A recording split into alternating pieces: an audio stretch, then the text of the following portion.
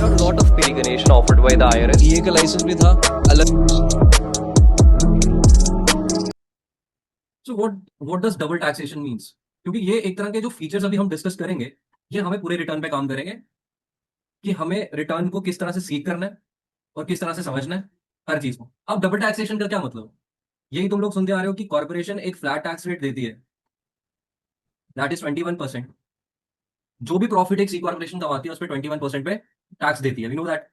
And जो भी distribute कर देती है कॉर्पोरेशन अपने शेयर होल्डर्स को, वो शेयर होल्डर्स डिविडेंड पे कुछ टैक्स देते हैं। कुछ गलत तो नहीं बोल रहा हूं इसमें, ये सबको पता होगा। That is why it is known as the king of all entities. How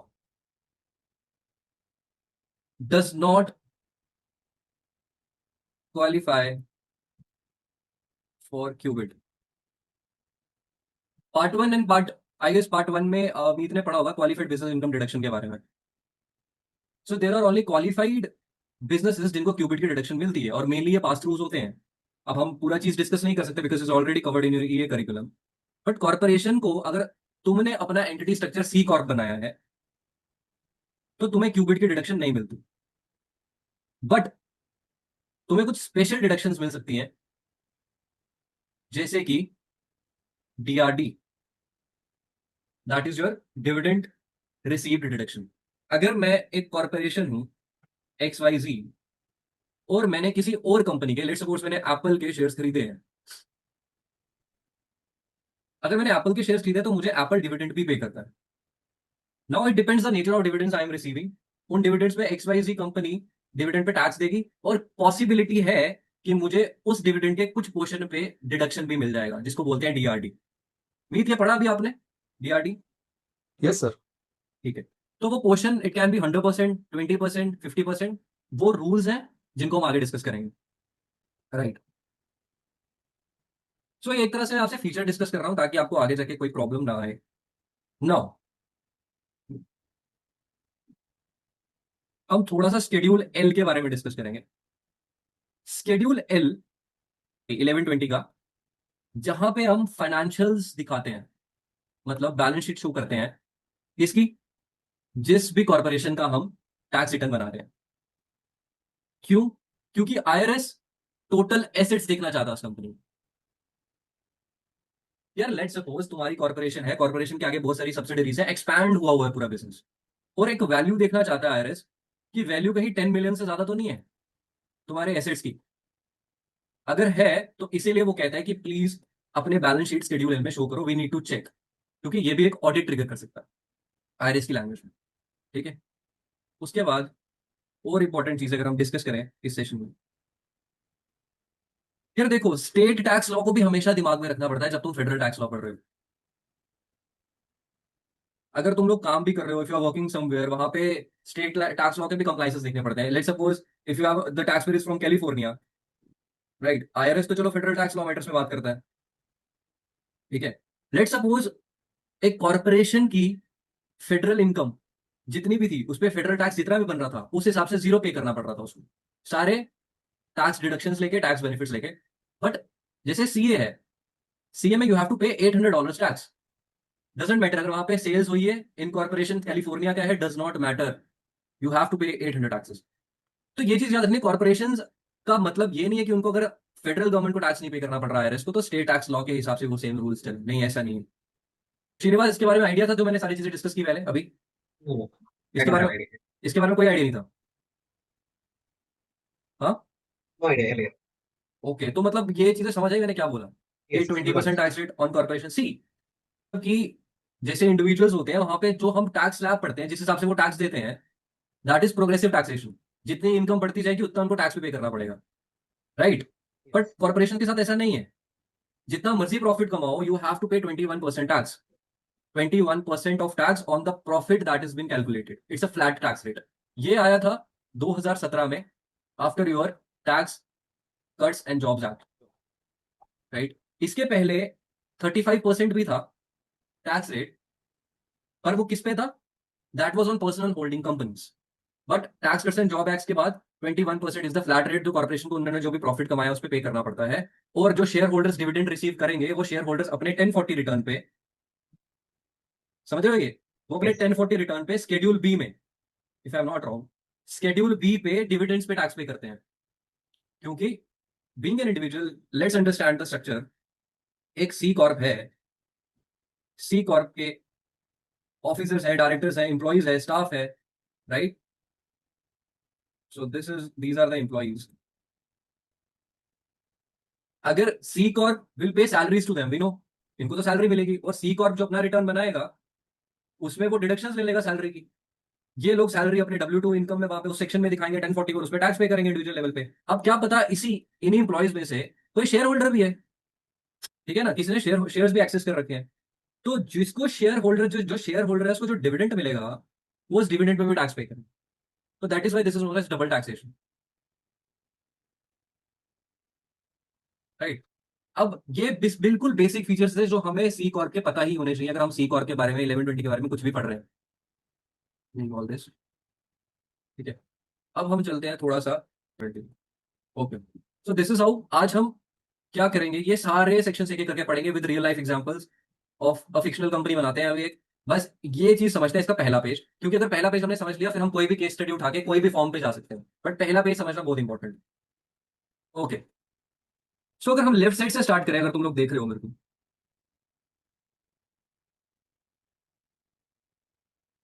वो कह रहा है चेक इफ, ये ध्यान से समझना सीखना।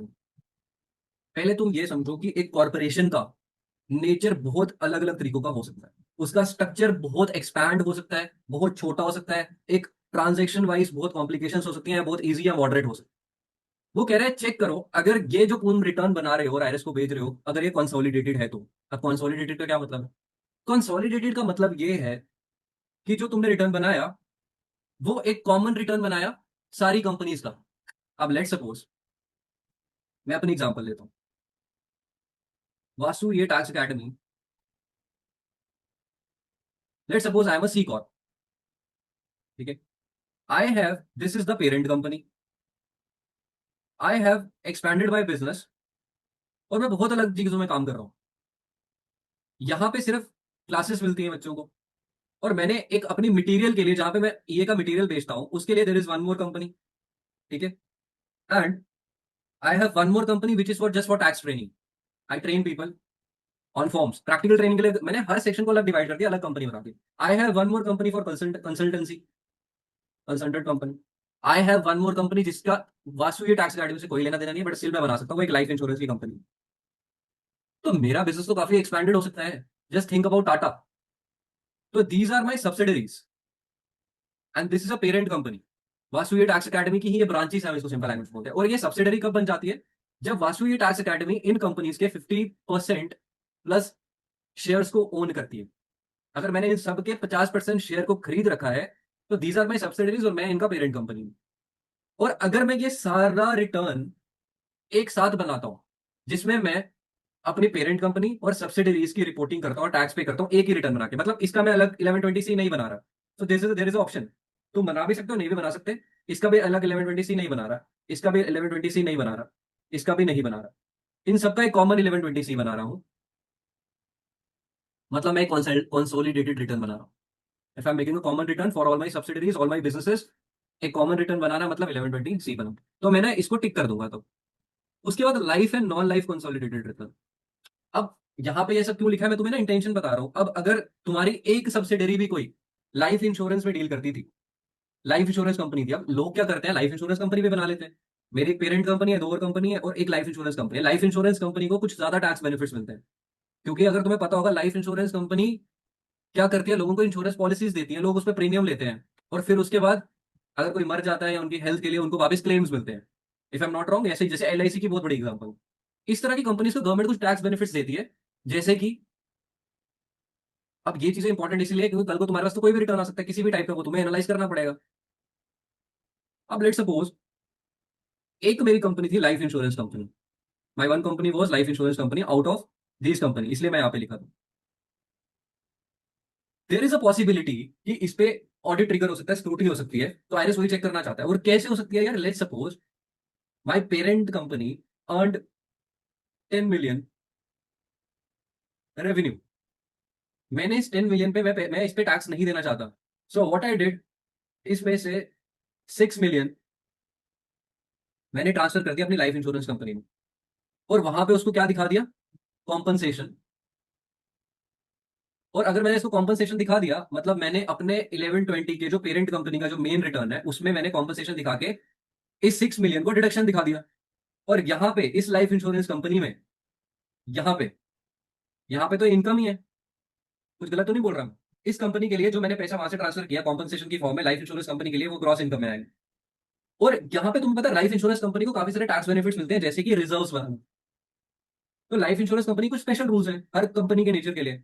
अब ये कंपनी क्या कर सकती है, 6 मिलियन मैंने अगर इसको पैसा भेजा, इन्होंने यहाँ पे इनकम में दिखाया, और इनकी पॉलिसी है कि ये 4 मिलियन का रिजर्व बनाते हैं, और ये 4 मिलियन का यहाँ पे रिजर्व बना के और डिडक्शन दिखा सकते हैं।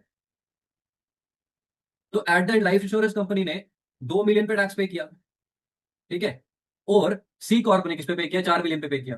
तो देखो भाई, टैक्स अवॉइडेंस गलत वे में हो गया, ये तो टैक्स इवेजन होगी। तो देयर इज अ पॉसिबिलिटी, मैं बस एक ओवर पूरा 360 व्यू दे रहा हूं तुम्हें, ऐसी बहुत सारी पॉसिबिलिटीज होती हैं। क्योंकि क्या कर सकते हैं अब, आईआरएस ने हर कंपनी का नेचर अलग रखा है, और हर कंपनी को लीगल वे से बड़े सारे टैक्स बेनिफिट्स मिलते हैं, टैक्स स्ट्रेटजीज मिलती हैं, बट लोग गलत फायदा उठाते हैं कुछ ऐसी चीजें करके। इसलिए लाइफ इंश्योरेंस कंपनी ने बोला है कि अगर तुम्हारी एक भी लाइफ इंश्योरेंस कंपनी है ना, वी नीड टू चेक कि लाइफ इंश्योरेंस कंपनी है, तो तुम इस पर टिक कर दो, फिर हम अपना ऑडिट करेंगे, उस पर देख लेंगे कि तुमने कुछ ऐसा काम तो नहीं किया, क्योंकि लाइफ इंश्योरेंस कंपनी को तो बड़े सारे फायदे मिलते हैं। वी नीड टू चेक तुमने कहीं पैसा इस तरह से ट्रांसफर नहीं किया। See it's all about the flow of money, कहाँ पैसा किस तरह से भेज रहे हो। तो आईआरएस बस चेक करना चाहता है, हम उसका इंटेंशन देख रहे हैं। उसके बाद personal holding company, personal holding company अगर तुम्हारी, पर्सनल होल्डिंग कंपनी कौन सी होती है, आईआरएस हर चीज को एक डेफिनेशन देता है। तो पर्सनल होल्डिंग कंपनी वो कंपनी है अगर तुम्हारी कंपनी 60% से ज्यादा रेवेन्यू पैसिव इनकम से जनरेट करती है। पैसिव इनकम मतलब रेगुलर बिजनेस नहीं है, रेंटल इनकम होगी, इंटरेस्ट हो गए, ठीक है, डिविडेंड्स हो गए। अगर तुम्हारी कंपनी का जो इनकम है वो 60% से ज्यादा पैसिव इनकम है, तो तुम एक पर्सनल होल्डिंग कंपनी बन जाते हो। ऑटोमेटिकली डिफॉल्टली तुम एक पर्सनल होल्डिंग कंपनी हो अगर तुम्हारा 60% ज्यादा पैसिव इनकम। तो you need to check this. तो आईआरएस वो देखना चाहता है कि यार, सी इसमें क्यों, अब इसका भी रीजन बता देता हूँ। अगर तुम एक पर्सनल होल्डिंग कंपनी हो और तुम पैसिव इनकम से ज्यादा कमाते हो, पैसिव इनकम से तुम्हारा मेजर सोर्स ऑफ इनकम है, तो तुम क्या कर सकते हो, तुम डिस्ट्रीब्यूट तो नहीं करोगे पैसिव इनकम को शेयर होल्डर्स में एज अ डिविडेंड। हम तो जो प्रॉफिट कमाते हैं, जो हमारी कंपनी की अर्निंग्स होती हैं हमारे रेगुलर एक्टिविटी ऑपरेशंस में, उसमें से कुछ हिस्सा डिविडेंड में डिस्ट्रीब्यूट करते हैं। बट जब हम पैसिव इनकम कमाते हैं, हम उसको डिस्ट्रीब्यूट नहीं करेंगे, तो डबल टैक्सेशन वहां पे नहीं लग रहा, क्योंकि पैसिव इनकम मैं अपनी कंपनी में रख रहा हूँ, ओवर द टाइम उधर ही बना के रख रहा हूँ, बिल्डअप कर रहा हूँ उस पैसे को। तो वो पैसा मैं पैसिव इनकम का अपनी कंपनी में रख सकता हूँ, जिसपे डबल टैक्सेशन ना होने के चांसेस है, मे बी पॉसिबिलिटीज है। इसलिए आईआरएस चाहता है कि तुम बस एक बार बता दो कि जो रिटर्न बन रहा है ना, इसमें नेचर कैसा कैसा है तुम्हारी चीजों में। उसके बाद पर्सनल सर्विस कॉर्पोरेशन, ये तुमने पार्ट 1 में भी पढ़ा होगा, आई गेस पार्ट 2 में भी होगा, कि कुछ इंडिविजुअल जिनकी व्यक्तिगत स्किल इन्वॉल्व होती है, जैसे डॉक्टर्स, ठीक है, उसके बाद engineers, architects, accountants, professionals. These people, if they are running any company, that is a personal service corporation. If your nature of business is like this, check this box. इसमें से कोई एक हो भी सकता है, कोई एक नहीं भी हो सकता, या तो नॉर्मल रिटर्न होगा, या इनमें से कोई एक जरूर हो सकता है। Then there is schedule M3। Okay, schedule M3 is about, if you know, we see book to tax. Srinivas, have you heard about book to tax income? Yes, yes, I have. Yeah. So when we calculate book to tax income, that's important because we have to give certain adjustments and eliminate some types of expenses from book income to check what is our taxable income and हमें किस पे tax पे करना है। तो M3 is just like M1, but M3 की थोड़ी सी requirements अलग है, क्योंकि M3 में अगर आपकी एसेट्स की वैल्यू 10 मिलियन से ज्यादा है, तो इन स्पाइट ऑफ M1 हम M3 शेड्यूल अटैच करते हैं अपने 1120 रिटर्न में। और अगर किसी भी केस सिनेरियो में तुम्हें M3 अटैच करने की जरूरत पड़ रही है, तुम इतने बड़े टैक्स पेयर हो कि तुम्हारी एसेट्स की वैल्यू 10 मिलियन से ज्यादा है, तो प्लीज इसको टिक कर दो, ताकि हमें एक ओवरव्यू मिल जाए आईआरएस को यहाँ पे कि तुम किस तरह की कॉर्पोरेशन हो। हमने फिर वही चीज सोची है, नेचर ऑफ कॉर्पोरेशन भी यार। ये सेगमेंट खत्म हो गया। ये सेगमेंट जब तुम टैक्स रिटर्न प्रिपेयर करोगे तुम्हें देखने को मिलेगा, और इसका इंटेंशन मैंने तुमसे क्लियर कर दिया कि क्या क्या हो सकता है। Now, and this is a very simple segment, यहाँ पे तो कुछ है ही नहीं है, बट स्टिल हम पढ़ लेते हैं। 1120 फॉर्म है, US corporation income tax return है, that is R, this form will go to the IRS and companies पे टैक्स पे करती है, हम सबको पता है, हम कब से बात कर रहे हैं इस बारे में। फॉर कैलेंडर ईयर 2024 और टैक्स ईयर बिगिनिंग, वो चीज हमने लिखी है यहाँ पे। अब लेट्स सपोज ये मेरी इनिशियल फाइलिंग है, मैं पहली बार कंपनी का रिटर्न बना रहा हूँ, तो जिस दिन से मैंने इनकॉर्पोरेशन कराया और मैं अपनी सर्विसेज में आ गया, वो उस दिन मतलब मेरी इनकॉर्पोरेशन जैसे डेट आई, मैं यहाँ पे वो डेट लिखूंगा। लेट्स सपोज मैंने जुलाई में कराया, सो आज let's suppose today is 7/7/2025। Alright, मेरा फाइनेंशियल ईयर नहीं देखना, मेरे को यहाँ से देखना है कि मेरे को कब से टैक्सेस पे करने पड़ रहे हैं, कब से मैं इनकॉर्पोरेट हुआ, और एंडिंग तो वही डिफॉल्टली होगी। अगर तुम कैलेंडर ईयर फॉलो कर रहे हो तो एंडिंग हमारी पता है क्या है, हमें 31 मार्च को ही होगा, 31 दिसंबर को ही होगा 2025। अगर आप फिजिकल ईयर फॉलो कर रहे हैं so it depends, physical year जहां से शुरू होगा वहां से 12 मंथ्स। अगर हम कैलेंडर ईयर फॉलो कर रहे हैं तो we know that the calendar year ends on 31 December only. अगर ये कैलेंडर ईयर रिटर्न है तो यहाँ से यहीं तक जाएगा, एंड हमें ड्यू डेट्स पता है, that is 15 April next year का, मतलब 3.5 महीने बाद हमारी ड्यू डेट आ जाती है। तो ये चीज हमने यहाँ मेंशन कर रही थी। नेम भी नो, कंपनी का नाम लिख दो, XYZ लिमिटेड। अब लेट सपोज यहाँ पे, क्योंकि बेसिक क्लासेस में हम कुछ ज्यादा डिस्कस नहीं कर रहे, ये सिनेरियो बनाते हैं, वासु एयर टैक्स एकेडमी, ठीक है, ये मेरी कंपनी है। उसके बाद मैंने नाम लिख दिया, यहाँ पे अपना एड्रेस लिख दूंगा, सिटी और town, state, province, country, zip, सब कुछ यहाँ पे, पोस्टल कोड, अपना पिन कोड सब यहाँ पे। EIN, एक कंपनी जब इनकॉर्पोरेट होती है यहाँ पे कंपनी का ही इंप्लॉयर आइडेंटिफिकेशन नंबर आएगा। इन इस टर्म्स में कंपनी तो इंप्लॉयर है ना एक तरह से, तो कंपनी का EIN आएगा यहाँ पे। इस डेट को इनकॉर्पोरेट किया हमने, कब रजिस्ट्री करवाई, और हमारे टोटल एसेट्स में लिखूंगा यहाँ पे। ये बहुत इंपॉर्टेंट है IRS को देखना, क्योंकि इस पे स्क्रूटनी बैठ सकती है, और ये टोटल एसेट्स तुम्हारे शेड्यूल एल पे निकल जाएंगे, जो बैलेंस शीट वाला है, ठीक है। ओके, अब सी फिर this is like a profit and loss account only, your first page, जो समरी पेज। बट जो डिफरेंस चीज क्रिएट करती है वो क्या है कि ये IRS की नजरों के हिसाब से profit and loss account. I guess this make sense to you, कि IRS का प्रॉफिट एंड लॉस अकाउंट मान के चलो इसको, उन्होंने अपने हिसाब से प्रॉफिट निकालना है भाई, उनको फर्क नहीं पड़ता तुम्हारा बुक इनकम में क्या प्रॉफिट है, तुम्हारा जो PNL आया यूएस गैप के हिसाब से, they don't care, they have to see उनके हिसाब से कैसा प्रॉफिट तुम्हारा आया, क्योंकि उन्होंने उस प्रॉफिट पे टैक्स लगाना है। सो दे कंसीडर थिंग्स अकॉर्डिंगली उनके हिसाब से। तो ये PNL ही है, पर IRS का PNL है। अब यहाँ पे चेक करो, अगर तुम अपना पहला रिटर्न बना रहे हो that is your initial year return, अगर तुम अपना लास्ट ईयर रिटर्न बना रहे हो, लेट्स सपोज तुम वाइंड अप कर रहे हो, डिसोल्यूट कर रहे हो, जिसके बारे में केस स्टडी पढ़ेंगे, तो तुम अपना फाइनल ईयर रिटर्न बना रहे हो तो यहाँ पे टिक करेंगे। अगर तुम इस साल तुमने अपनी कंपनी का नाम चेंज किया है तो यहाँ पे टिक करोगे। लेट्स सपोज तुम्हारा नाम चेंज हो गया था, you have to tick here and you have to submit. अगर एड्रेस चेंज हुआ है तो यहाँ पे, अब तुम रिप्रेजेंटेशन एंड प्रोसीजर्स में पढ़ते हो कि कंप्लायंस करना पड़ता है, कंप्लायंस करने के लिए अगर कोई छोटे से भी छोटे चेंजेस किए हैं तुमने ओवर द टाइम, तो 60 महीने के अंदर अंदर IRS को इन्फॉर्म करो। तो ये एक तरह से कंप्लायंस में ही आ रहा है, name change, address change. Then I guess यहाँ तक बिल्कुल बेसिक चीजें कवर हुई हैं। वासु ये टैक्स अकेडमी के हिसाब से अगर हम चले तो ग्रॉस रिसिप्ट्स और sales, let's suppose I am teaching you guys practical training, I am selling EA course, ठीक है, मैं अपना स्टडी मटेरियल भी अलग से सेल कर रहा हूँ, तो मैं अपनी ओवरऑल सेल्स यहाँ पे दिखाऊंगा, जस्ट लाइक शोइंग PNL, कि मैंने पूरे साल में कितनी सर्विसेज, कितना सामान बेचा, that I have to show here. IRS needs to check, क्यों, इसका रीजन क्या है, उसको क्या लेना देना तुम्हारे ग्रॉस सेल्स से, because he to check, IRS को चेक करना है तुम्हारा सेल्स वॉल्यूम। यार क्या पता तुम्हारा सेल्स वॉल्यूम बहुत ज्यादा है और जो टैक्सेबल इनकम में तुमने निकाली वो बहुत ज्यादा कम आ रही है, तो उसमें भी ऑडिट ट्रिगर हो सकता है, देयर आर चांसेस, क्योंकि इतनी डिडक्शंस ले ली तुमने, IRS सोचेगा पहले ही।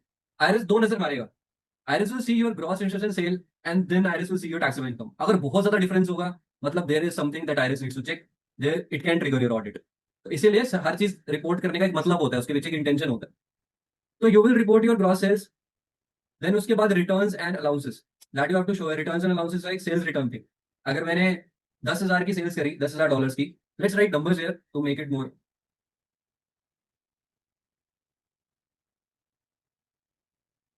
Okay, so my gross registration sale was, let's assume, $100,000, right. उसके बाद मैंने जितना भी अपने बच्चों को ट्रेनिंग्स प्रोवाइड करी, मैंने बुक्स प्रोवाइड करी, स्टडी मटेरियल प्रोवाइड किया, देन उसके बाद उसमें से कुछ बच्चों ने मुझे रिटर्न कर दिया, उन्होंने बोला कि हम आपकी सर्विसेज नहीं लेना चाहते, या उन्होंने मेरे को मेरी बुक्स ही रिटर्न कर दी, एंड मैंने उनको पैसा वापस करना पड़ा। Late suppose I the return was $9,000, और अलाउंसेस क्या पता मैंने at the end of the year किसी को डिस्काउंट दे दिया। अब ऐसा होता है, अगर कोई किसी को बोलेगा कि अगर आप मेरी एक और एनरोलमेंट करा देते हो मैं आपको उसको डिस्काउंट दे दूंगा, दीज थिंग्स हैपन। तो अगर कोई डिस्काउंट ऑफर कर रहा हूँ या रिटर्न्स, कोई return, I have to return any kind of a money that I will reduce from my sales, और मैं यहाँ पे उसका बैलेंस दिखा दूंगा जो भी आएगा। और यहाँ पे वो बैलेंस क्या आ रहा है, अगर हम थोड़ा सा मैथ करें, $91,000, राइट। सो अब IRS को इस चीज से लेना देना, $91,000 is my what, the balance that is coming out. और अब मेरे को इस वे से निकालना है COGS, cost of good sales. अब तुम्हें क्या लग रहा है यार, कॉस्ट ऑफ गुड सेल्स के लिए तुम्हें ना एक फॉर्म अटैच करना पड़ता है, दैट इज 1125A। अब 1125A को इस क्लास में नहीं समझेंगे, जैसे जैसे केस स्टडीज आगे बढ़ेंगे फिर हम इन फॉर्म्स को समझेंगे। बट एक चीज सोच लो यार, डायरेक्ट कॉस्ट बड़ी ज्यादा इन्वॉल्व हो सकती है, इनडायरेक्ट कॉस्ट बड़ी ज्यादा इन्वॉल्व हो सकती है, बट तुम्हें कॉस्ट ऑफ गुड्स में डायरेक्ट कॉस्ट से दिखानी है, क्योंकि बाकी डिडक्शंस तो तुम नीचे वाले एक्सपेंस में ले लो। तो 1125 में बहुत सारी डायरेक्ट कॉस्ट हो सकती है। इलेक्ट्रिसिटी की हो सकती है, तुम्हारे गुड्स बनाने में कॉस्ट हो सकती है, तुम्हारी प्रिंटिंग कॉस्ट हो सकती है, let's suppose Vasavi tax academy की बुक की। बहुत सारी चीजें डायरेक्ट कॉस्ट में एसोसिएट हो सकती है। उसकी कैलकुलेशन कहाँ होती है? 1125A में। और जब तुम्हें ऐसे कोई शेड्यूल दिखेगा ना इस तरह से अटैच फॉर्म 1125 में, मतलब ये सोच लेना कि उस शेड्यूल में कैलकुलेशन हुई हुई है और वहां से फ्लो होके 1120 के फॉर्म में उसको दिखाया जा रहा है। तो let's suppose COGS was 6000। So this is the gross profit. अब जाके हम ग्रॉस प्रॉफिट में आए हैं। अब क्या कह रहे हैं? Subtract line 2 from line 1C। इसमें तो कुछ देखने का तो है ही नहीं, तो लाइन 2 लाइन 1C कहता है इसको इसको सब्ट्रैक्ट कर लो। ये कुछ कॉम्प्लिकेटेड नहीं। इसमें उसने निकाल दिया, हमने क्या निकाला इसमें? हमारी वैल्यू आ गई sir $85,000। This is our gross profit. Okay, now this is a important section जिनके बारे में हमें ध्यान रखना पड़ सकता है आगे, जो यहीं से तुम्हें सारे फॉर्म्स दिख जाएंगे तो जरूरी होंगे। Then fourth is dividends and inclusions. अब मैंने तुम्हें यह बताया कि एक कंपनी किसी कंपनी के शेयर खरीद सकती है और एक कंपनी भी डिविडेंड्स रिसीव कर सकती है, तो ये कंपनी की डिविडेंड इनकम भी हो सकती है कोई, राइट। एंड इंक्लूजन्स मतलब उसने क्यों लिखा है? क्योंकि हमें देखना पड़ता है कि उसने किस तरह की कंपनी से, कोई डोमेस्टिक कॉर्पोरेशन है या फॉरेन कॉर्पोरेशन है, वी नीड टू चेक कि कॉर्पोरेशन जहां से डिविडेंड आ रहा है हमें कितना रिपोर्ट करना है एज इनकम, क्योंकि हम आगे डिडक्शन भी लेंगे DRT की फॉर्म में, वी नो दैट। तो इसीलिए डिविडेंड्स एंड इंक्लूजन्स हम रिपोर्ट करते हैं अपने शेड्यूल C में। And this is little complicated, और इसको हम एक केस स्टडी के साथ डिस्कस करेंगे। सी ये सारी लाइंस तो नहीं कवर हो पाएंगी हमसे, बट हाँ सबसे इंपॉर्टेंट, जैसे गिल्टी में आपको बोल रहा था, जो हमें जिसमें प्रैक्टिकल इंडस्ट्री में हमें जिसपे देखने को मिल सकती है चीजें। उसके बाद reserve for future use, dividend from affiliated group members, ये कुछ इंपॉर्टेंट चीजें हैं। बट अभी इंटेंशन समझो कि आपने जहां से डिविडेंड रिसीव किया, क्या उस कंपनी में आपने 20% से लेस ओन किया था या 20% से ज्यादा ओन किया था? So it depends. क्या वो एक फॉरेन कॉर्पोरेशन थी? ठीक है, अगर फॉरेन कॉर्पोरेशन से डोमेस्टिक थी, क्या वो आपकी एक सब्सिडरी थी जहां से आपको डिविडेंड है? तो ये कुछ क्वेश्चंस है जो वो पूछ रहे हैं।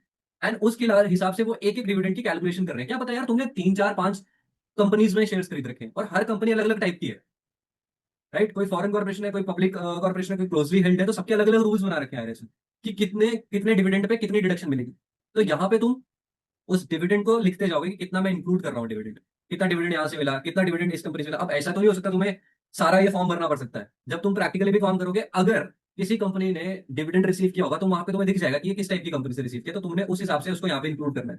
मेनली एक या दो दिखेगा, बट स्टिल कोई भी टाइप की वो कंपनी हो सकती है। Nature of company can be different हर किसी कंपनी से। तो वो ये कह रहा है कि अगर तो कंपनी है, देखो डिविडेंड लेस देन 20%, इस तरह की कंपनी है लेस देन 20%, जो तुम्हें जहां से डिविडेंड आया वहां पे तुमने 20% से कम ओनरशिप रखी थी, और इस तरह की कंपनी से तुम्हें डिविडेंड आया है, तो उस डिविडेंड को पहले उसकी वैल्यू को यहां लिखो और उसका 50% तुम्हें सीधा सीधा डिडक्शन भी मिल जाएगा। और वो डिडक्शन मैं कहां शो करूंगा ऊपर, मैं ये भी बताऊंगा अभी। बट इसी तरह से उसने डिवीजन कर रखा है कि यहाँ यहाँ से डिविडेंड्स आ रहे हैं और यहाँ पे पता चलते जा रहा है कि पर्टिकुलर डिविडेंड पे कितनी डिडक्शन मिल रही है। देखो किसी पे 65 है, किसी पे पूरी पूरी डिडक्शन मिल रही है, उसका 100% ही मिल रहा है, मतलब वो डिविडेंड टैक्सेबल हो ही नहीं रहा। किसी पे 65 डिडक्शन मिल रही है, मतलब सिर्फ 35% टैक्सेबल हो रहा है। किसी पे 50% मिल रही है, किसी पे 26.7 मिल रही है, 23 मिल रही है, किसी पे सिर्फ 65 मिल रही है।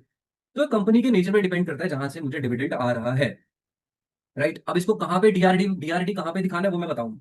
बट यहाँ पे अभी सिर्फ मेरे को डिविडेंड दिखाना है कि कितना इंक्लूड किया। अब जहां यहाँ पे जो मैं टोटल निकालूंगा, सी टोटल डिविडेंड जो लाइन नंबर 23 में मैं टोटल निकालूंगा, दैट आई विल शो, ये फ्लो होके चला जाएगा कहां पे, हमारे सीधा ऊपर वाले 1120 में, और 1120 में ये कहां पे आएगा, शेड्यूल C के सामने, दैट इज लाइन नंबर 4। ये भी मेरा क्या है, इनकम का पार्ट। उसके बाद interest, let suppose Vasudev tax academy ने FD करवा रखी है, उस पर कुछ इंटरेस्ट अमाउंट आता है, राइट। तो अभी मैं मान के चल रहा हूँ कि डिविडेंड हमारा कितना है, डिविडेंड हमें आया $10,000। चलो आगे चलते हैं। मैं सब फिल कर रहा हूँ अभी ये बॉक्सेस।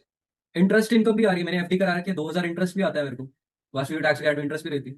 ग्रॉस रेंट्स, यार let suppose Vasudev tax academy की एक पूरी बिल्डिंग है जिसमें 3 फ्लोर है, और बिल्कुल ऊपर वाला फ्लोर मैंने एक अलग ट्यूटर को देके देके रखा हुआ है। वो ट्यूटर कोई और सब्जेक्ट के टीचर है, वो वहां पे पढ़ाते हैं अभी, ही टीचेस इंडिपेंडेंटली, और वहां से मैं उनसे रेंट चार्ज करता हूँ, उनको लीज पे दे रखा है, पूरे साल की लीज पे वो मेरे को पे कर देते हैं, और मैं वहां से हर महीने उनका 2,000 लेता हूँ, तो 24,000 मेरे को साल का रेंट भी आता है। वासुदेव टैक्स अकेडमी है, मैंने अपनी कंपनी के नाम से उनको लीज दे रखी है। ठीक है, रेंटल इनकम भी आती है मेरे को। उसके बाद ग्रॉस रॉयल्टीज, रॉयल्टीज भी आती है। लेट सपोज मैंने जो पब्लिश कर रखी है बुक वासुदेव टैक्स अकेडमी के नाम से, वो कोई और यूज करके उसको टीच करता है, कल को कोई और ये पढ़ाएगा, वो मेरी बुक्स यूज करेगा, मैं उसे रॉयल्टी चार्ज करता हूँ, साल की रॉयल्टी मेरे को 10,000 रॉयल्टी भी आती है। ठीक है, नाउ यहाँ पे कुछ इंपॉर्टेंट चीजें आ रही है। Capital gain net income attach schedule D form 1120। Capital gain तो सबको पता होगा, कैपिटल गेन क्या होता है, when we sell any kind of a personal property which is not our inventory और any business asset in the year, उसमें जो गेन होता है वो कैपिटल गेन होता है। ठीक है, और हमें उस कैपिटल गेन की, देखो शेड्यूल सी डी बोल दिया अटैच करने के लिए, बस 2 मिनट में ये समझ आ गया। अच्छा, लेट सपोज मैंने 3-4 कैपिटल एसेट्स बेच दिए। ठीक है, दो, एक तो कंपनी का बेचा, एक पर्सनल एसेट भी बेचा, मतलब जितना भी कैपिटल गेन हुआ है उसकी पूरी कैलकुलेशन जब तुम शेड्यूल डी फॉर्म खोल के देखोगे, जो कि मैं तुम्हें केस स्टडी में खोल के दिखाऊंगा जब हमें वहां पे जाने की जरूरत पड़ेगी, तो मैं शेड्यूल डी भी खोल के दिखाऊंगा, उस पर कैलकुलेशन करके दिखाऊंगा, और वो फ्लो जो टोटल अमाउंट होता है, कैपिटल गेन कितना हुआ पूरे साल में, वो यहाँ पे फ्लो होता था। अब लेट सपोज मेरे को 12,000 का कैपिटल गेन भी हुआ था मेरे बिजनेस में, then there is a net gain. ये सबसे ज्यादा कंफ्यूजिंग सेक्शन है जो सारे टैक्स प्रिपेयर्स को 1120 में कंफ्यूज करता है। तुम में से किसी ने सेक्शन 1245, सेक्शन 1250 के बारे में पढ़ा है? Yes sir. मीत अपने ने पढ़ा होगा ना? हाँ। राइट, उसमें क्या है मेनली सेक्शन 1245 में, रिकैप्चर। रिकैप्चर मतलब डेप्रिसिएशन रिकैप्चर होता है, और इसीलिए जब डेप्रिसिएशन रिकैप्चर के रूल लगते हैं ना, तो हमें पता है that is an ordinary income. उस ऑर्डिनरी इनकम और कुछ अगर पीछे और हिस्सा बच गया ऑर्डिनरी इनकम, क्योंकि जितनी मैंने डेप्रिसिएशन क्लेम की होगी वो मैं ऑर्डिनरी इनकम मान लूंगा, अगर वो सेक्शन 1245 की प्रॉपर्टी होगी, या 50 की प्रॉपर्टी होगी, 1231 की प्रॉपर्टी होगी, और जो पीछे बच गया वो इन टोटल मैं दिखा सकता हूं, अगर वो 1231 की प्रॉपर्टी है तो। इतना तो पता है ना आपने। इसका टोटल, इनका टोटल, अगर कोई ऐसा कैपिटल एसेट बेचा जिसमें मैंने डेप्रिसिएशन ले ली थी, और वो डेप्रिसिएशन को रिकैप्चर करने का टाइम आ गया है, वैसे वाला कैपिटल एसेट मैं यहाँ पे दिखाऊंगा लाइन नंबर 9 में, और इसका टोटल दिखाऊंगा लाइन नंबर 9 में। लेट सपोज मुझे नहीं फर्क पड़ता कि कितनी ऑर्डिनरी इनकम थी, कितना कैपिटल गेन था, मैंने दोनों को टोटल करके दिखाना है, क्योंकि उसकी बाइफर्केशन ऑलरेडी 4797 में होगी कि कितना वो ऑर्डिनरी इनकम था वो कैपिटल एसेट को बेचने में, और कितना कैपिटल गेन था। तो मेरे को दिमाग में ये क्लिक करना चाहिए कि जो लाइन नंबर 8 पे कैपिटल गेन है, वो वाला कैपिटल गेन वो वाला है which is our long term investments. जैसे वासु टैक्स अकेडमी ने कोई एक लैंड खरीद रखा है, लैंड खरीदने पे तो डेप्रिसिएशन नहीं लगता, एप्रिसिएट ही होता है लैंड। तो इस तरह के एसेट को कैपिटल गेन अगर होगा तो मुझे कोई लेना देना नहीं है उसमें रिकैप्चर रूल से। इस तरह के कैपिटल गेन मैं दिखाऊंगा अपने लाइन नंबर 8 में। यार स्टॉक्स हो सकते हैं, ठीक है, जैसे देखो तुम ऐसे सोच लो, स्टॉक्स या लैंड, इस तरह की अगर प्रॉपर्टी है, तो वो तुम दिखाओगे कैपिटल गेन वाले सेक्शन में लाइन नंबर 8 में, शेड्यूल डी पे उसको कैलकुलेट करोगे पहले, क्योंकि उसमें डेप्रिसिएशन वाले रिकैप्चर वाले कोई रूल नहीं लगते थे। बट लाइन नंबर 9 में जो मैं दिखा रहा हूं उसमें डेप्रिसिएशन के रिकैप्चर के रूल लगने वाले वो कैपिटल एसेट्स हैं, इसीलिए वहां पे ऑर्डिनरी इनकम जनरेट हो सकती है, डिपेंडिंग अपॉन कि कितनी मेरी डेप्रिसिएशन क्लेम हुई थी ओवर द टाइम। उनका total ordinary income plus capital gain का टोटल करके इधर दिखा दो अपने मदद से, 10,000। लेट सपोज इस 10,000 में से 6,000 ऑर्डिनरी इनकम है और 4,000 मेरा कैपिटल गेन है सेक्शन 1231 का, वो पर तुमने बाइफरकेट करके फॉर्म नंबर 4797 में ऑलरेडी दिखा दिया, और यहां दिखाने की जरूरत नहीं है। यहाँ पे टोटल देखो, आयरिस समझ जाएगा कि तुमने अगर इसको लाइन नंबर 9 के सामने रिपोर्ट किया है तो इसमें ऑर्डिनरी इनकम इंक्लूडेड है। वो फिर 4797 को खोल के देख लेगा कि उसको उसका क्या करना है। उसके बाद line number 10 is other income. यार अदर इनकम भी बहुत सारी हो सकती है जो यहाँ पे रिपोर्ट नहीं हो पाई इनकम। अब तुम जब सॉफ्टवेयर में जाओगे ना, सॉफ्टवेयर में जैसे जो सीसीएच खोल रहे हो या ड्रेक खोल रहे हो, इस पे ऐसे क्लिक करोगे तो वो तुम्हें उसके भी सेक्शन दिखा देगा कि एडवर्टीजमेंट इनकम, ठीक है, रिफंड कुछ आ गया कोई प्लेटफॉर्म से, कोई भी फीस आ गई छोटी सी $10-12 की, तो बड़ी सारी हो सकती है इनकम्स, तो वो सब अदर इनकम की कैटेगरी में कैटेगराइज हो जाता है। लेट सपोज मेरी ये भी $4,000। लाइन नंबर 11 पे मैं दिखा दूंगा टोटल। अगर तुम मैथ कर रहे हो, तुम्हारे पास कैलकुलेटर है तो तुम भी कैलकुलेट कर सकते हो कितना हो गया ये, मैं भी कर लेता हूँ। That is 91,000 plus 6,000 plus 85,000 plus 10,000 plus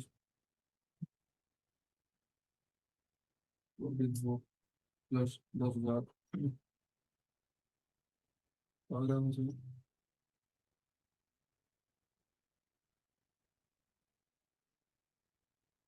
so मेरी टोटल इनकम बन के देख लो क्या आ रही है, that is my $2,54,000। This is my total income, क्योंकि मैंने हर सेक्शन पे हर चीज को रिपोर्ट किया। अब यहां से मेरा सेक्शन ये देखो शुरू होता है, जहां पे मैं अपनी डिडक्शंस दिखाता हूँ। Unlike form 1040, this is a total PNL. 1040 में तो बहुत सारी चीजें हैं ना, कि अपने को पहले देखना पड़ता है कि हमें कौन सा फाइलिंग स्टेटस लेना है, उसके बाद डिपेंडेंट्स का देखना, लॉट ऑफ थिंग्स। बट ये unlike 1040, this is a PNL of IRS. अपने हिसाब से उसने एक पीएनएल बनाया, ठीक है। अब यहाँ पे let's suppose compensation of officers. अब देखो भाई, अगर तुम्हारे डायरेक्टर्स होते हैं कंपनी के, ठीक है, उसके बाद कंपनी के डायरेक्टर्स के बाद बोर्ड ऑफ मेंबर्स होते हैं, प्रेसिडेंट होता है कंपनी का, जो ऑफिसर्स हो, ये सारे ऑफिसर्स की डेफिनेशन में आते हैं। अगर इनको कंपनी कुछ दे रही है सैलरी की फॉर्म में या वेजेस दे रही है, वो तुम रिपोर्ट करोगे यहाँ पे, और कॉर्पोरेशन का ये रिटर्न बन रहा है और कॉर्पोरेशन उसकी डिडक्शन ले लेता है। दैट इज, मैंने इस कंपनी ने 40,000 सिर्फ सैलरीज की पे कर दी अपने ऑफिसर्स को। सैलरीज एंड वेजेस, ये मतलब जो नॉर्मल इंप्लॉइज थे, जो स्टाफ था कंपनी का, थोड़े बड़े लोग थे जिनको कंपनी ने सैलरी दी, और कंपनी ने $10,000 इनको सैलरी भी पे कर दी।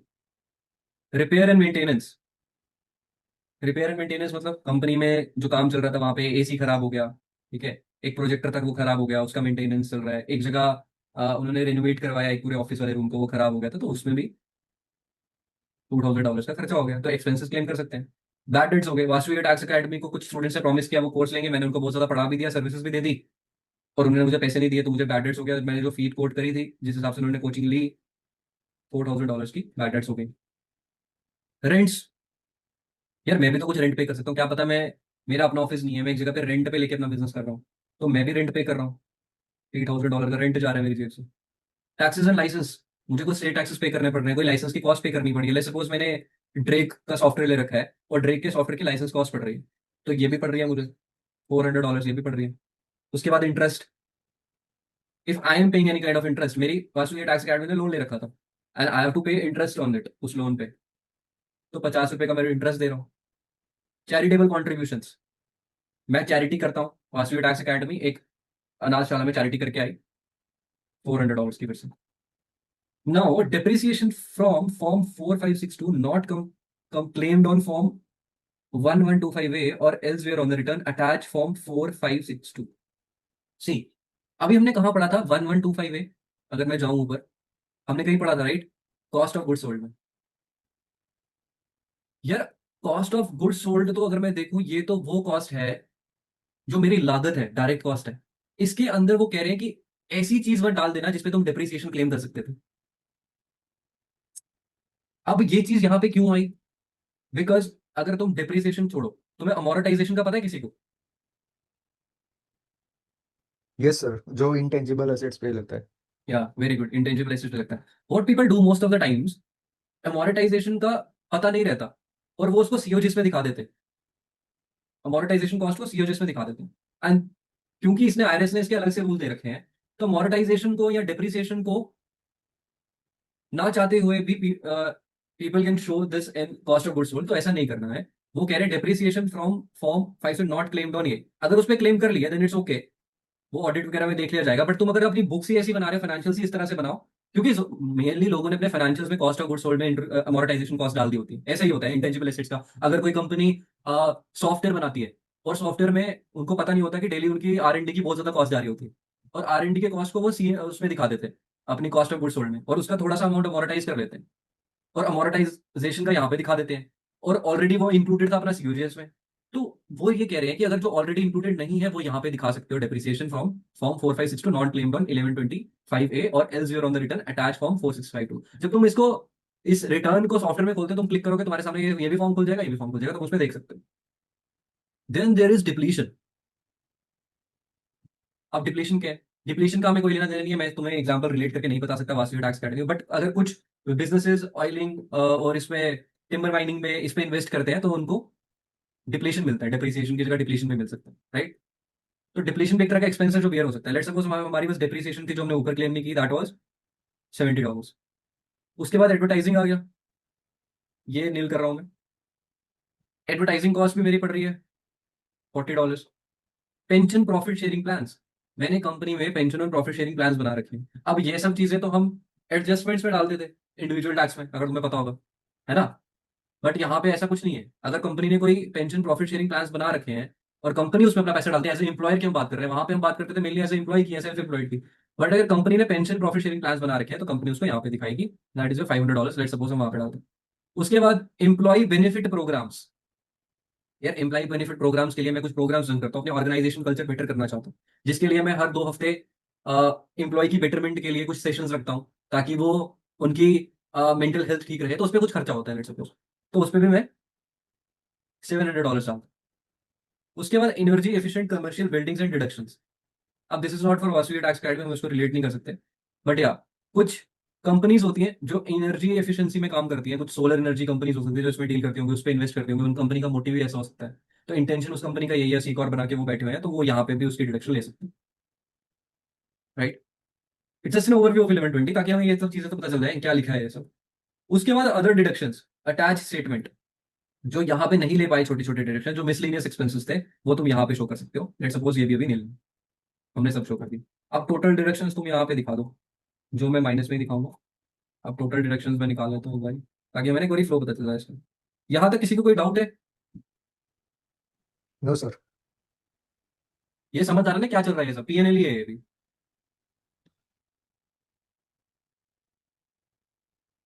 अभी जो हम आगे केस स्टडी करेंगे that will be little complex. हम बिल्कुल बेसिक केस स्टडी से शुरू करेंगे अपनी नेक्स्ट क्लास में। ये आपको एक बोनस क्लास प्रोवाइड कर रहा हूँ मैं, ताकि हम दोनों, हम सारे में जिस पेज पे कनेक्ट कर पाए आगे जाके केस स्टडीज में, तो हमें वो चीजें समझ आए। ओके, 3,450, 450।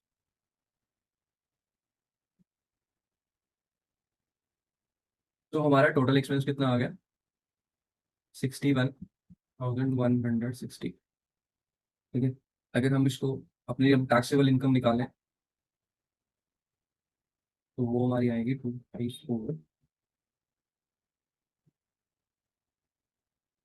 तो टैक्सेबल इनकम हमारी आ रही है $192,840। अब एनुअल भी हम क्लेम कर सकते हैं, ये हमने पढ़ लिए होंगे एनुअल के रूल्स, कंपनी के लिए थोड़े से अलग है, इंडिविजुअल्स के लिए अलग है, बट कंपनीज को भी कैरी फॉरवर्ड रूल्स में एनुअल की डिडक्शन मिलती है। लेट्स सपोज पिछले साल से कोई एनुअल कैरी फॉरवर्ड हो रहा था। एनुअल पता है अपने को, श्रीनिवासन, एनुअल का आइडिया होगा थोड़ा ना? Srinivasan, do you ever heard about annual? I did. You did? I did. Okay. So a company can take annual deduction also. अगर if there is any carry forward annual, पिछले साल के पिछले साल लॉस हो गया था, उस लॉस को हम यहाँ पे दिखा सकते हैं एंड हम उसकी डिडक्शन ले सकते हैं। लेट्स सपोज मेरे पास एनुअल पड़ा था and I am using that annual, the annual was 4,000 and special deduction see, यहाँ पे तुम अपनी डीआरडी क्लेम करते हो। डिविडेंड रिसीव डिडक्शन जो तुम यहाँ पे कैलकुलेट करते आ रहे थे स्पेशल डिडक्शन में, इसका जब कैलकुलेशन होगा टोटल, टोटल स्पेशल डिडक्शन, यहाँ पे जब तुम दिखाओगे उसको, वो फ्लो हो जाएगा तुम्हारा यहाँ पे, और उससे डिडक्शन तुम यहाँ पे लो। क्योंकि बहुत सारी कंपनीज में तुमने शेयर परचेज कर रहे हो सकते हैं, और बहुत सारी कंपनी से तुम्हें डिविडेंड आ सकता है, और हर डिविडेंड, हर पर्टिकुलर डिविडेंड का ट्रीटमेंट अलग होने के चांसेस बहुत ज्यादा हाई है, जो हम एक केस स्टडी से जरूर समझेंगे। और नाउ जो डिविडेंड तुम्हारा लास्ट में जो तुम्हें डीआरडी की डिडक्शन मिली, let's suppose that was 12,000, just making it little more easy to understand.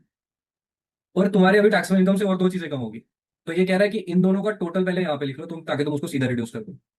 तो 4,000 plus 12,000, that is our 16,000। So this is our special deduction plus annual. और यहाँ पे हमारी फिर से टैक्सेबल इनकम निकाल रहे हैं, और हम फिर से टैक्सेबल इनकम कैलकुलेट कर लेते हैं। That is our 192,840 minus 16,000। So taxable income is,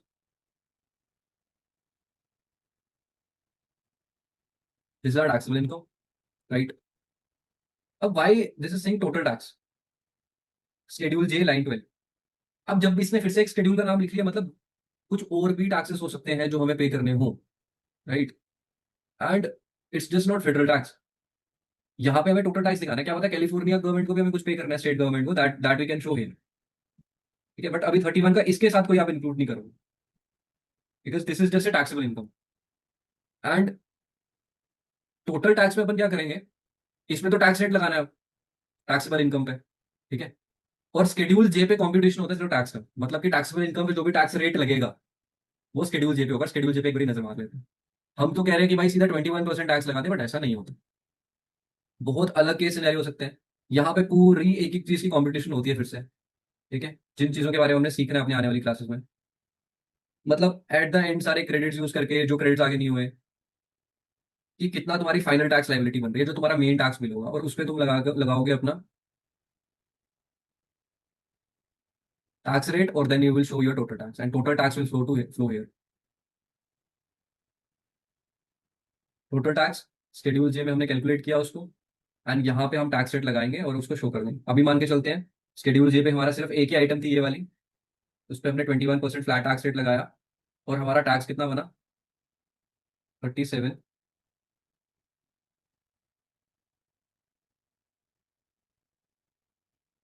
136। तो ये हमारा टोटल टैक्स बन रहा है अभी तक, ठीक है। सी, ये अब रिजर्व फॉर फ्यूचर यूज, ये जो सेगमेंट है, ये अब इस पे तुम कुछ कर ही नहीं सकते, अब this is close for ever. Before tax and traditional यहाँ पे था कि तुम फ्यूचर यूज के लिए इसको यूज करना चाहते हो, मतलब डिफर कर सकते थे किसी किसी चीजेस में, बट अब डिफर नहीं कर सकते, जितना टैक्स बन रहा है वो देना पड़ता है। 33 में क्या है, टोटल पेमेंट्स एंड क्रेडिट्स। अब लेट सपोज कॉर्पोरेशन ने पहले एस्टिमेटेड बेसिस पे टैक्स देना पड़ता है, हमें पता है। हमने पार्ट 2 में ये क्या पढ़ा होगा, दैट वी नीड टू पे estimated tax. In part 1 also हमें एस्टिमेटेड बेसिस पे टैक्स पे करना पड़ता है। अगर हमने कुछ एस्टिमेटेड बेसिस पे टैक्स पे कर दिया है, that we will show here. Now let suppose total payments and credits, right. If I am eligible for any of the credit, अगर मैं कोई क्रेडिट के लिए एलिजिबल हूँ, एक कॉर्पोरेशन को भी टैक्स क्रेडिट्स मिल सकते हैं। टैक्स क्रेडिट्स हमें पता है सीधा टैक्स लायबिलिटी से माइनस होते हैं। अगर एक कॉर्पोरेशन को टैक्स क्रेडिट्स मिल रहे हैं, तो that is also calculated in schedule J, जो हमने नीचे देखा। और तुम खुद सोचो ना, जो टैक्स मैंने पहले का गवर्नमेंट को पे कर दिया, इसमें से कुछ पोर्शन अगर मैंने पहले से गवर्नमेंट को पे कर दिया, if I have paid let's suppose 40% of this amount already, इसका 40% मैं पहले से पे करके आ गया हूँ, इसका 40% क्या होगा, जो एस्टिमेटेड बेसिस पे गवर्नमेंट को चला गया था, दैट इज योर 14,854। और मेरे पास कुछ टैक्स क्रेडिट्स भी थे। अब टैक्स क्रेडिट्स और जो टैक्स मैंने पहले का पे कर दिया, वो तो मेरा टैक्स बिल से माइनस होगा ना, जो मेरा लास्ट में जो टैक्स बचा। टैक्स क्रेडिट्स किससे माइनस होते हैं, ग्रॉस इनकम से नहीं होते, टैक्स लाइबिलिटी से होते हैं। और इसी तरह पेमेंट्स भी जो मैं पहले कर दिए एस्टिमेटेड बेसिस पे, वो भी मेरी टैक्स लाइबिलिटी से ही माइनस होती है। तो मैं इनका टोटल, उन्होंने बोला इनका टोटल आप एक साथ ही ले लो, क्योंकि ये दोनों चीजें टैक्स लाइबिलिटी से ही माइनस होती है। और लेट सपोज मैं मान के चल रहा हूँ 40% tax I paid already, and I was eligible for 5,000 tax credit. No, let suppose I was eligible for 25,000 tax credit, let suppose. And उसका टोटल करके कितना आया, 39,854। My tax liability was 37,136 and I already paid 40% of the tax out of 37,136, और मैंने 25,000 का tax credit भी eligible था। That we need to check कि हम एलिजिबल है कि नहीं है उस particular tax credit. Let suppose there was one tax credit and I was eligible for that. तो जो मैंने ओ, यहाँ पे लिखी,